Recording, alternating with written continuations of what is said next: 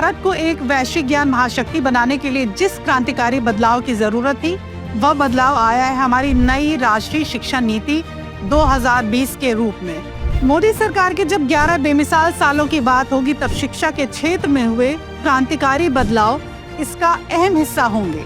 देश में नई नेशनल एजुकेशन पॉलिसी लाई गई है। इसे शिक्षा के ग्लोबल स्टैंडर्ड्स को ध्यान में रखकर तैयार किया गया है। हम देश के एजुकेशन सिस्टम को 21वीं सदी की जरूरतों के मुताबिक आधुनिक बना रहे हैं। भारत में शिक्षा व्यवस्था को नई दिशा देने के लिए भारत सरकार ने एक एजुकेशन पॉलिसी को इंट्रोड्यूस किया, जिसकी घोषणा 29 जुलाई 2020 को हुई।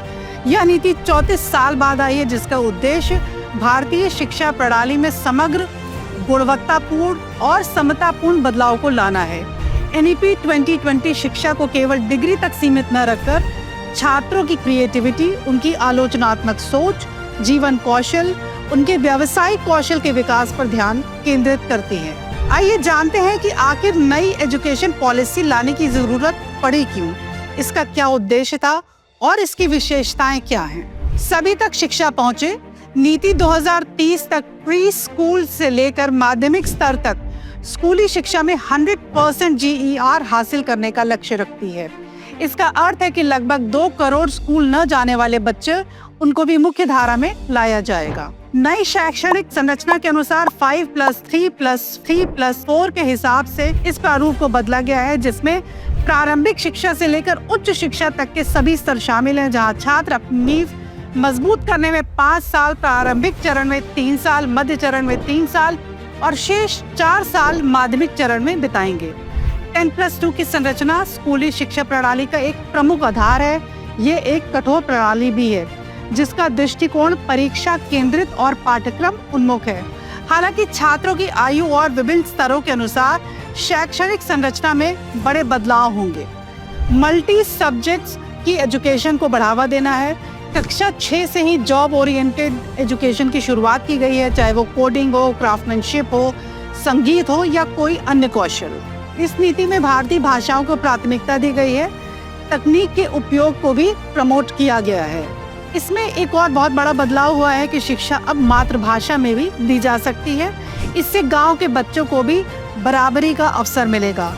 अब शिक्षा सिर्फ किताबी नहीं रही, प्रैक्टिकल हो गई है और जॉब ओरिएंटेड भी। भाषा अब बाधा नहीं बनेगी, वो एक सशक्ति का माध्यम बनेगी। बोर्ड परीक्षाएं अब हर साल डर की बात नहीं होगी। अब फोकस होगा तो केवल आकलन पर। टीचर्स की ट्रेनिंग, डिजिटल लर्निंग, उच्च शिक्षा में फ्लेक्सिबिलिटी, यह सब नई शिक्षा नीति को और भी पावरफुल बनाती है। यह सब संभव हुआ है मोदी सरकार के दृढ़ निश्चय के कारण। उनका नारा रहा है सबका साथ, सबका विकास, सबका विश्वास। इसी भावना के साथ आत्मनिर्भर भारत का संकल्प भी हुआ। साथियों, हर देश अपनी शिक्षा व्यवस्था को अपनी नेशनल वैल्यूज के साथ रिफॉर्म्स करते हुए आगे बढ़ता है। मकसद ये होता है कि देश का एजुकेशन सिस्टम अपनी वर्तमान और आने वाली पीढ़ियों को फ्यूचर रेडी करे। भारत की राष्ट्रीय शिक्षा नीति का आधार भी यही सोच है। राष्ट्रीय शिक्षा नीति 21वीं सदी के भारत की, नए भारत की फाउंडेशन तैयार करने वाली है। मोदी जी ने ये साबित किया है कि अगर इरादा हो तो शिक्षा सिर्फ डिग्री देने का साधन नहीं, बल्कि राष्ट्र निर्माण का मूल आधार बन सकती है। नई शिक्षा नीति अब एक ऐसा विजन है जो भारत के भविष्य को नई दिशा, नई उड़ान और नई पहचान देने जा रहा है। सच में पिछले 11 सालों में शिक्षा के क्षेत्र में हुए ये सभी बदलाव बेमिसाल हैं।